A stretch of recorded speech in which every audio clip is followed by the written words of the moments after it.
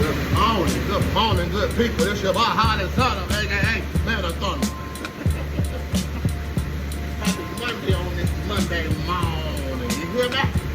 Anyway, nevertheless, shout out to Martin Luther King for not being scared. Shout out to Martin Luther King taking one for the team.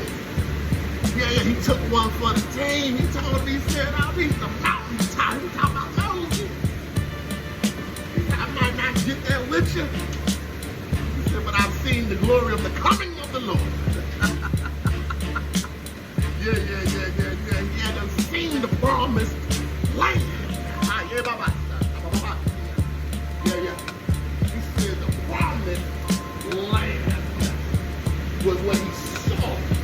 He was already in the land. So what he saw wasn't necessarily a physical place as much as it was a spiritual and mental place that he saw. Emotional place, a place of refuge, a place of sanity. The promise of the place that God said that he was going to give his people, a place flowing with milk and honey. It's a mindset. He was already in the United States, so the place flowing with milk and honey had nothing to do with being in the United States. It was already there. It was the way they were being treated. Shout out to MLK for taking one for the team. Him, Freedom Rider, John Lewis, all them youngsters back in the day, they were teenagers. They was teenagers out there getting their head bust open with billy sticks and poles and hammers and stuff. Getting bit on by dogs in water holes, getting murdered and buried in the ground. It was kids. It was teenagers. John Lewis was 18, 19, 20 years old. What are 18, 19, 20 year olds doing now? 60 years later. Yeah, what they doing now? Come on now. Shout out to them people, Martin Luther King, for taking one for the team. I was always a big fan of Malcolm X. I done did reports on Malcolm X. I done read all Malcolm X, but I love Malcolm because Malcolm knew who the threat was. He knew who the enemy was. He knew the heart of the captor. He knew the heart of his oppressor. He knew the heart of the hell with the words. He knew the heart of the oppressor. That's why he was radical with his belief system. I was crazy about him, but it wasn't until later down the road where I began to do more homework and research and listening to a lot of the old clips of MLK. We like to play "I Have a Dream" speech all the time because it has a melancholy tone to it going straight down the middle. But when you listen to some of the other videos, some of the ones video clips prior to him passing away, he changed his mind on the stance of integration and the movement, the civil rights movement. He said that, this is what he said, the video clip that they don't show y'all. He said, I feel like we've gone into a burning house. I done took my people into a burning house and the dream has become a nightmare. Man, they don't play that clip too much because he said we still got to deal with militarism. We still got to deal with exploitation of poverty. We still got to deal with discrimination. I know about that personally on so many levels, especially on these corporate jobs, these jobs with these other folks. We got to sell it for a lot of us. But nevertheless, he said discrimination, but the one he said, and this is what I want to talk about. He said he was afraid that blacks had become satisfied. He said satisfied with the amenities, satisfied with the access, satisfied with being able to be a part of this white man's world, being a part of their country club, being a part of their school, being a part of being able to go through the front door of the stores. He said he was afraid that he was satisfied because there was still more to do. There's still more that comes with achieving the promised land, getting to the promised land. He said Negroes have become satisfied. And we see it today. So this is what we're going to talk about. We know he started what he started. But this deal has not been no compensation.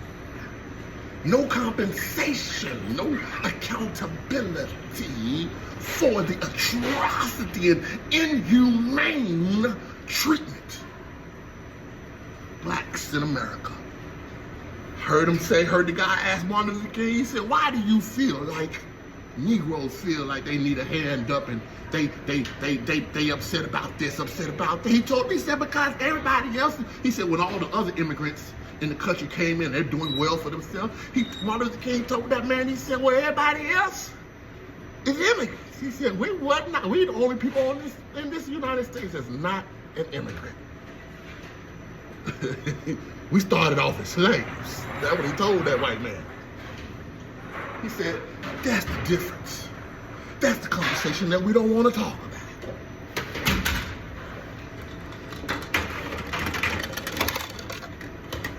Heard this dude say online, he's a race car, white boy, he's a race car driver. I forget his name, but he said that he's an 8th or 9th generation watermelon farmer, and their family race cars. 9th generation. Now, when you're talking about blacks in America, go back 9 generations. Hell, go back 3 generations. 4. What was your great-great-great-granddad?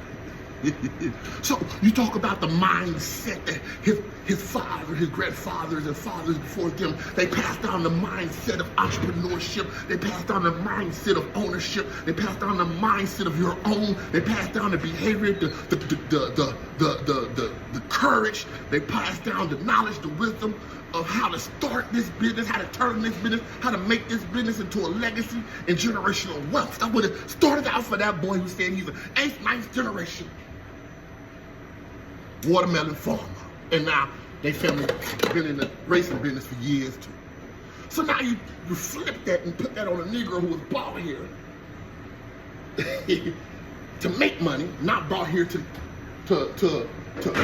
get money, access like everybody else, who was originally started off as a slave with a slave mindset passed down through the lineage. Oh, come on, right? This thing, we ain't not been compensated. Y'all don't think y'all babies deserve free Medicare after what your ancestors and your people that don't came before you did, and what you don't been through. Even in 2026, we still got some struggles and some issues and some fragmentations and some glitching going on. You don't think your baby deserve free Medicare, free education after the horrific history of the American Negro in this country, all the way from Jim Crow to slavery, to lynching, to civil rights, to racism, captivity, slavery, and servitude? You don't think your babies, your future generations deserve? You don't deserve something, some type of, I don't care about no reparations. Keep that for the ages and the was for the slave owners anyway. Blacks have never been compensated. They think that access is compensation. Access ain't compensation. That's my humanitarian right. Yeah, that's my humanitarian right. What you talking about? Freedom is my humanitarian right. Come on now. So nobody wants to have this discussion. We don't got a little access like MLK said. I'm afraid the Negroes don't got satisfied.